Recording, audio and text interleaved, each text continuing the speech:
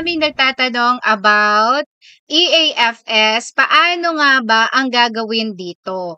So, ang deadline nito is hanggang April 30, 2025. So, sino ang kailangang mag-submit nito? Ito po yung mga nag-file ng kanilang annual income tax return at merong mga attachments.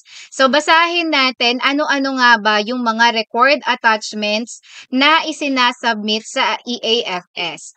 According na po dito sa Revenue Memorandum Circular Number 34/2025, nilabas po nila ito noong April 8, 2025. Ang nakalagay po dito ay magsasubmit po tayo ng mga required attachments through EAFS na lang.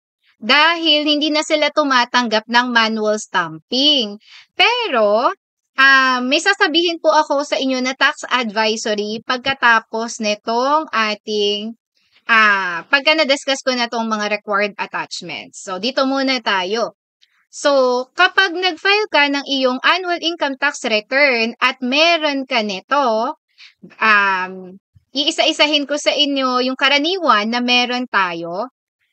Itong tax return receipt confirmation as proof of e-filing in EBIR form, proof of payment, acknowledgement receipt of payments, unaudited financial statement, Statement of Management Responsibility or SMR, 2307, 2316, and yung South.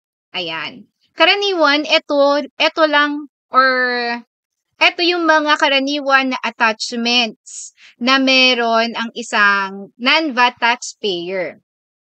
So, dito, kung meron ka ng mga to, required ka mag-submit na sa EAFS. So, example, ang meron ka lang is tax return receipt confirmation, tapos 2316, kailangan mo siyang isubmit sa EAFS. O kaya naman, kung ikaw ay meron lamang tax return receipt confirmation, and meron kang 2307,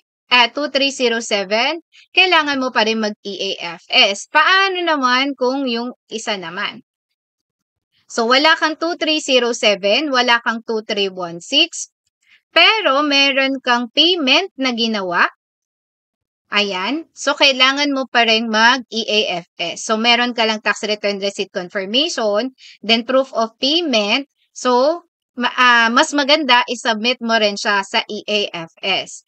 Pero paano naman kung wala ka ring proof of, wala kang binayaran, wala ka ring 2307, hindi ka rin required magpasa ng financial statement, wala kang 2316, syempre wala din tayong South, wala ka ng mga yan, pero meron kang tax return receipt confirmation. Kailangan pa ba sa EAFS? Hindi na.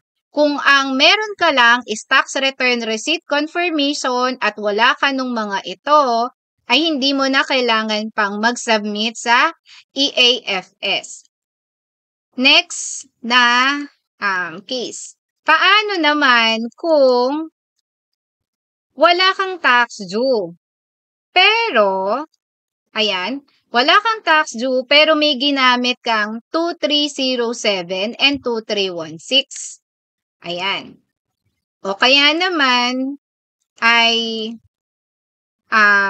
gumamit ka lamang ng 2307. Wala kang 2316 pero may 2307 ka. Wala ka ding binayaran na tax, kailangan mo pa rin mag-submit. So, ang meron ka lang is 2307 and tax return receipt confirmation, mag-EAFS ka pa rin. So, magsasubmit ka pa rin sa EAFS. So, sana mas malinaw sa inyo ito, yung ating mga isasubmit sa EAFS. So, ayan. Ano tong tax advisory na to? So, kung ikaw ay kasama sa magpa-file ng annual filing last year, so required kasi na mag-submit ng mga attachments through EAFS. So, tinanggal yung manual filing or manual submission ng mga attachments. So, isasubmit na lang daw po ito through EAFS. So, ano siya? Website siya ng BIR kung saan i-upload mo doon yung mga attachments mo. Pero dahil nagkakaroon daw po ng problem or hindi makapag-submit doon ng mga attachments, yung mga ibang taxpayers pwede pong mag-manual receive or submission ng mga attachments.